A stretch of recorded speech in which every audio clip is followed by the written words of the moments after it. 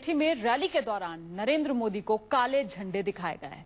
कुछ लोगों ने काले झंडे उस वक्त दिखाए जब नरेंद्र मोदी मंच पर थे और साथ में पार्टी के दूसरे नेता भी। तस्वीरों में आप देख रहे हैं अमेठी लोकसभा सीट से बीजेपी की उम्मीदवार स्मृति ईरानी भी नरेंद्र मोदी के साथ मंच पर मौजूद हैं और इसी दौरान भीड़ से काले झंडे उछाले जा रहे हैं, काले झंडे लहराए जा रहे हैं नरेंद्र मोदी की तरफ, मंच की तरफ, उस मंच की तरफ जिस पर नरेंद्र मोदी मौजूद हैं और बीजेपी के दूसरे नेता भी मौजूद हैं।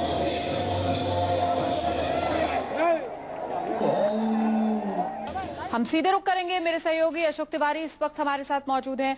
अशोक, जिस भीड़ के बूते पर अब की बार मोदी सरकार के नारे को मजबूती दे रही थी बीजेपी, उसी भीड़ ने काले झंडे दिखा दिए, वो भी नरेंद्र मोदी को। क्या जवाब देते बन रहा है बीजेपी से?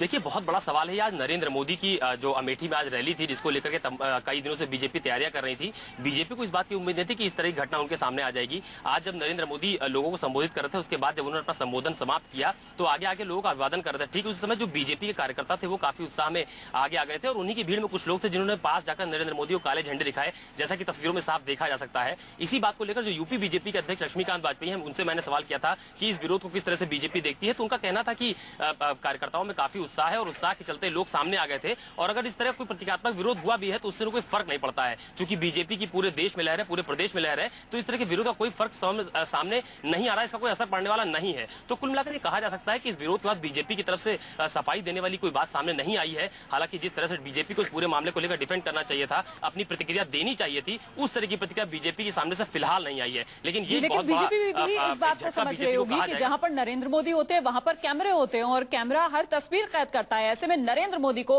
काले झंडे दिखाए जाना, अमेठी कांग्रेस का गढ़ है, नरेंद्र मोदी की साख पर यह बड़ा सवाल है।